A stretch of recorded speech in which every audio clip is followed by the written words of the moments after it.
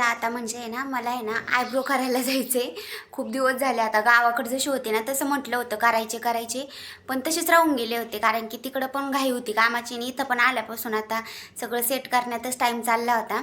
यामुळं म्हटलं की आता करावंच.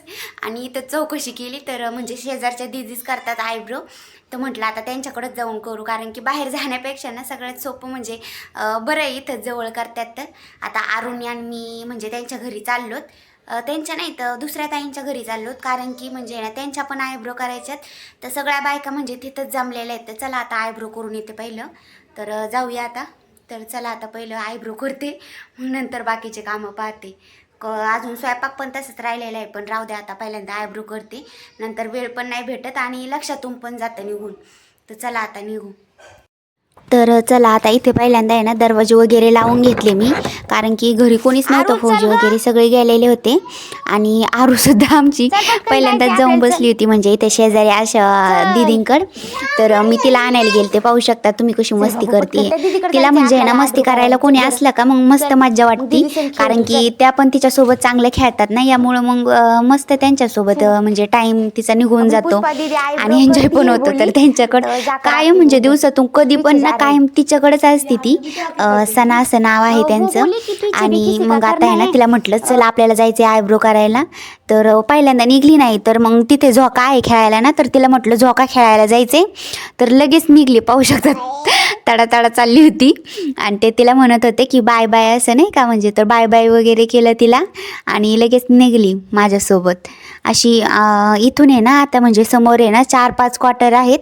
तर याच्या मागे आहे ना अजून पण दुसऱ्या म्हणजे वर्कशॉपच्या क्वार्टर आहेत. तर तिथे जायचं होतं आम्हाला, कारण की तिथे पण एका ताईंचे आयब्रो करायचे होते यामुळं. आणि आता पोहोचलो पण होतो. तर पाहू शकतात तुम्ही लगेच म्हणजे तिला दिसला का झोका, इतकं वेळ लागतं ना का लगेच गेली आता म्हणजे लॉम काढायला नाही तर झोका खेळायला. ते खेळून झालं नाही तर लगेच तिकडं म्हणजे ना तिच्यापेक्षा 1 वर्षाने अशी मोठी आहे ती, त्या ताईंची मुलगी. तर तिथे लगेच तिची सायकल दिसली का तिकडं जायचं होतं. तिला इतकं खेळायला दिसलं का म्हणजे तिला असं वाटतं हे घेऊ का ते घेऊ का काय करू, असंच होतं तिला. आता तिला म्हटलं की त्याला लोंबकळ, तिला झोक्यात बसायचं होतं. पण नाही, नुसतं तिला म्हणजे ना प्रत्येक गोष्टीला असं हे नाही तर ते, असं काय करू काय नाही असं झालं होतं तिथं. तिथे ना आता यांनी म्हणजे घरीच आपलं आहे ना एक लोंब काढण्यासाठी म्हणजे एक हाईट वाढण्यासाठी ते ताईंनी बांधलं होतं. तर तिला म्हटलं की लोंब कळ त्याला, तर नाही, तिला नुसती म्हणजे ना सायकल खेळायची होती. आणि तिची सायकल होती घरी, तरी पण ती नाही खेळायची. तिला म्हणजे ना लेकरांना कसं आपल्या वस्तू कमी आणि दुसऱ्यांच्याच वस्तूंना म्हणजे ना कायम आवडत असतात. तर तिला तिच्या म्हणजे त्या दिदीची सायकल खेळायची होती. आणि हे समोर पाहू शकतात तुम्ही अशा क्वार्टर आहे तिकडं. आणि ह्या म्हणजे ना पलीकडच्या ज्या आहेत ना त्या पुष्पा दिदी आहेत. तर त्या आयब्रो करणार होत्या आमच्या, आणि त्या पहिल्यांदाच येऊन बसल्या होत्या सगळ्यांच्या अगोदर. तर अजून म्हणजे ना ज्यांच्या एक ताईंच्या आयब्रो करायच्या होत्या का त्या येणार होत्या. तर त्यांचीच वाट पाहत बसले होते सगळे मस्त गप्पा मारत.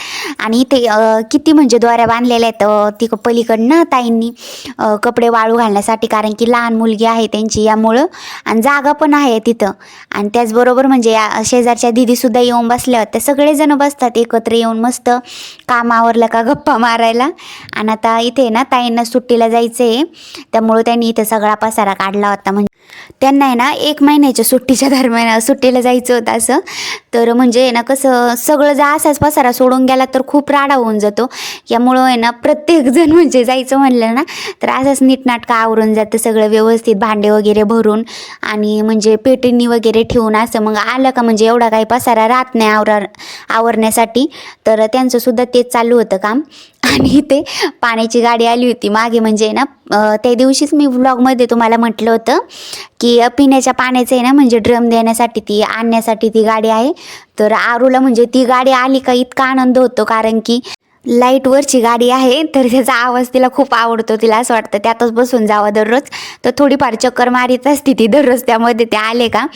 आणि इथे ना आता ती ना म्हणजे त्या भार्गवीच्या म्हणजे त्या दीदीच्या गाडीवर बसली होती. तिचं नाव भार्गवी आहे. तर तिच्या गाडीवर बसली होती. तिला आहे ना स्वतःच्या गाड्या कमी दुसऱ्याच लेकरांच्या कायम गाड्या आवडतात. आता इथे प्रत्येक लेकराला म्हणजे वेगवेगळ्या प्रकारच्या गाड्या येतात. त्या दिसल्या का म्हणजे तिचा तोच हट्ट राहतो, आता तीच मला पाहिजे. तर ती अजून काय आली नव्हती, शाळेत गेलेली आहे. तर ती आता 4 वर्षाची झाली आहे. तर त्यामुळं नर्सरीला टाकलं होतं ना तिला. तर ती दररोज 12 वाजेपर्यंत शाळेत जाती आणि आता येतच असं अजून काही टाईम झाला नाही तिचा येण्याचा. तर ती गेली होती. तर इथं तोपर्यंत तिचा फायदा घेत होती आरू. तर बसून घेतलं गाडीवर, कारण की ती आली का मग परत दोघींचं म्हणजे ना सुरू होतं लगेच भांडण, ही मला ती मला असं. आता इथे मस्त खुर्ची वगैरे टाकून ठेवली होती. घरात बसण्यापेक्षा आहे ना मस्त अशी बाहेर म्हणजे आहे ना चांगली वातावरण पण होतं आणि झाडाची सावली पण असल्यामुळं ना इथंच ठेवलं होतं बाहेर आयब्रो काढण्यासाठी.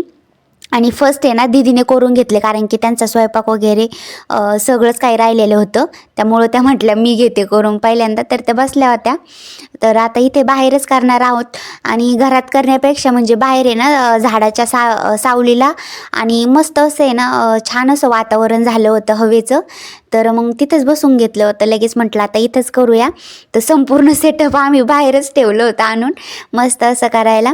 आणि अजून एका दीदीचे केससुद्धा कापायचे होते. तर म्हटलं आता सगळ्यांचं करून होईन इथे बाहेरच, आणि आतमध्ये परत काही राडा पण नको घालायला, त्यामुळं बाहेरच बसले होते सगळे. आणि इथे आरू कुठं अशी गेली आणि गप बसली असं कधीच होणार नाही.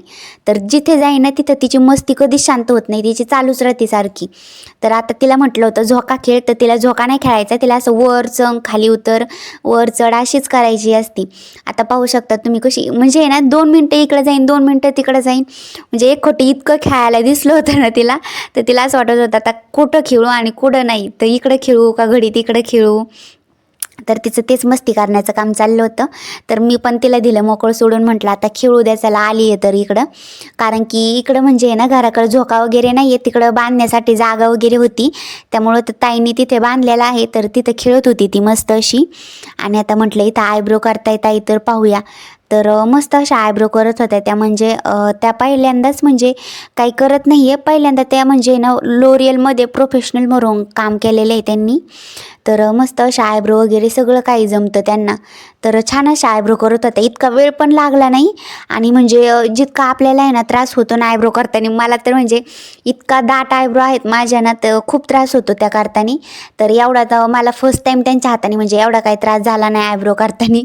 तर म्हटलं आता मस्त काम झालं, आतमध्येच कोणीतरी भेटलं आपल्याला कायमचं. आता जो पोस्टिंग आहे जोपर्यंत ना तोपर्यंत इथंच करायचं, आता बाहेर जाण्याची गरज पण नाही पडणार आपल्याला.